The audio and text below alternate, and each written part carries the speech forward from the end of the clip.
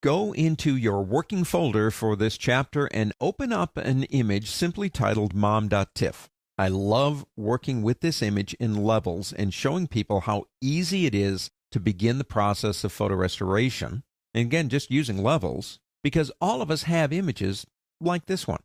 Raise your hand. I can see you through the monitor. Raise your hand if you've got photographs like this. As a matter of fact, you might not want to open my image. Open up one of your own. I can almost guarantee you, if you follow what I'm about to show you, you can really make a significant dent in the restoration of this image or any image like this one. And we're going to use levels to make it happen. Now, we've got the image open, but there's a couple of things you want to remember. Number one, this is a low-res image, so you guys can open it up, obviously. If you're scanning these, and they have to be scanned because they're actual photographs, continuous tone images, scan it with as much detail as you can, and believe it or not, scan it as RGB. You say, well, Andy, that's a black and white image. Well, technically it is, but you will notice that it has this sepia tinge to it. That comes from oxidized chemicals over the years. Believe it or not, a majority of the information to correct this image is locked into colors that we're not going to use. If you scan it as grayscale, it's not going to work as good. Scan it as RGB. Now, we got it open. Here it is over here. Go to the half moon icon and go into levels. Now, notice how the image has compressed.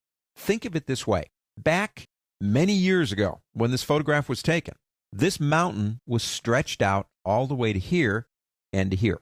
We have lost over the years. The image is compressing. It's not fading. Fading's a good term, but that's not really accurate. It's compressing.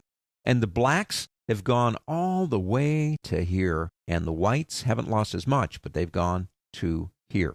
And I need to pull it out, like pinch here, grab, and pull it this way, and stretch like a rubber band that back out and get more dynamic range.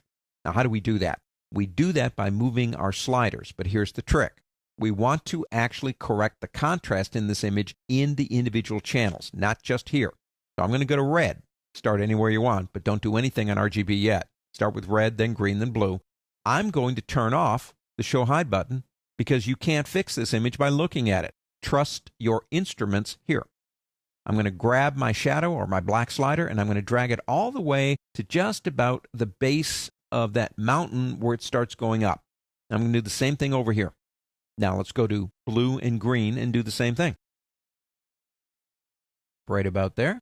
Again, this is non-destructive. If you don't like what you see, you can always do it again. Now notice the middle slider keeps compensating and going to the middle no matter what I do. That's a good thing. We're not touching that one yet. What have I done? I've said, computer, I know you think there's information out here, but it isn't. It's way over here. So I want you to take where I put that slider, and I want you to stretch the blue channel out to here like a rubber band and stretch this one back this way and do the same on all the others. Now, if we go back into RGB, see, it did it. It pulled it apart, but we can't see it yet because we turned off the Show Hide, didn't we? Let's turn it back on and see what it did. Now, check that out. That, to me, is absolutely amazing. Photoshop is so intuitive about these things. This is not a class, obviously, on photo restoration. This is just a class on some basics on using levels. But it is so easy to get to this point because we do have classes on restoration and Photoshop for photographers and things like that. And we start talking about getting rid of all the dust and the scratches and all that kind of stuff and putting this image back together, piece by piece, totally non-destructive. Now, it still does have a little bit of that sepia, but you'll notice most of that's gone too. We have, in a sense, color corrected the image. But there's still a little bit more in there. And if you want to, let's do one more thing. Let's go down to our half moon icon and go up to black and white. Well, you see, it took out the remainder of that brown or that sepia. Now, let's close this off. Turn that on and off. You can see it. You say, well, why didn't you just use black and white? Why go to levels? Well, let's turn that off and see what it would look like if we just use black and white. Not a chance. But together, not too bad. If I Alt-click, that's Option-click on a Mac, the Show Hide button here, it will turn everything off but that one, and there's the before, and there's the after. This is only the first step in restoration, but I want to tell you something. Levels gets it done.